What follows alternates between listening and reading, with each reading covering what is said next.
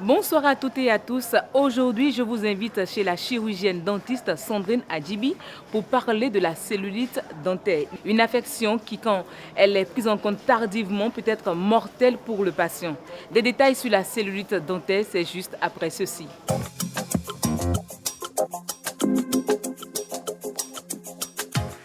Docteur Adjibi, la cellulite dentaire, c'est quoi?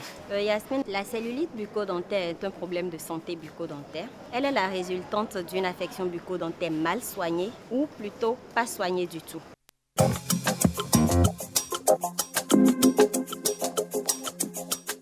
Alors, par quels symptômes reconnaît-on la cellulite dentaire?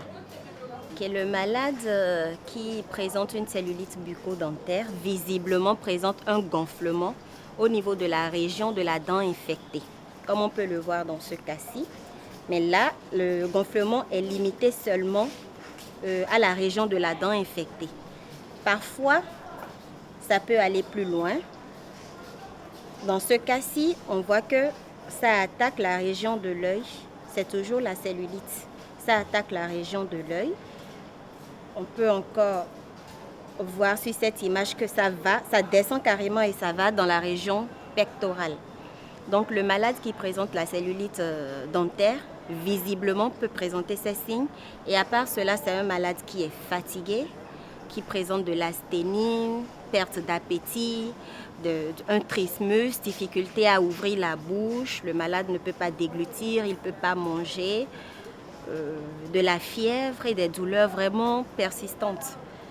Donc, c'est en quelque sorte, en quelques points, les symptômes que peut présenter le malade qui souffre d'une cellulite bucco-dentaire.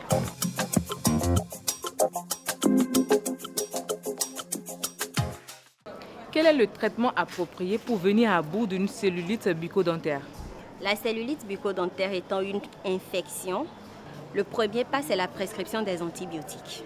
Donc, après les antibiotiques, là, il faut penser au drainage du pus, parce qu'il y a une collection de pus dans le gonflement dont j'ai parlé tout à l'heure. Il faut faire une incision, comme cela se voit là, et drainer tout le pus.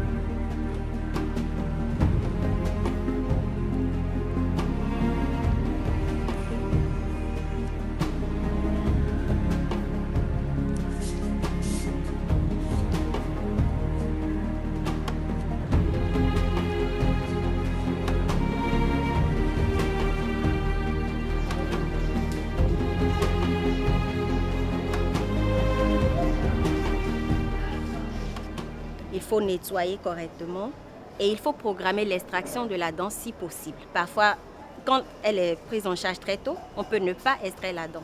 Mais quand la cellulite elle est avancée, là, il faut forcément extraire la dent. Il y a des cas où on peut passer même à une greffe de peau.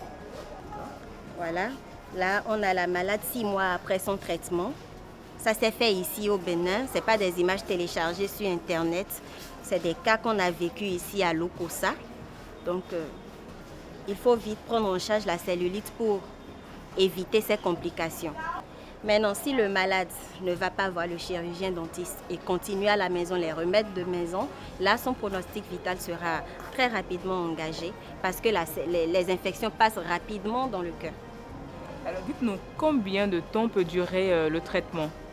Le traitement peut durer de 10 à plus, de 10 jours à plus. De 10 jours à plus, ça dépend de l'évolution de la cellulite. C'est le moment pour nous d'avoir quelques conseils pour prévenir la cellulite bucco-dentaire. La cellulite bucco-dentaire part toujours ou presque toujours d'une carie dentaire. Donc le mieux serait de vite soigner la carie dentaire pour ne pas qu'elle se complique et dégénérer en cellulite dentaire.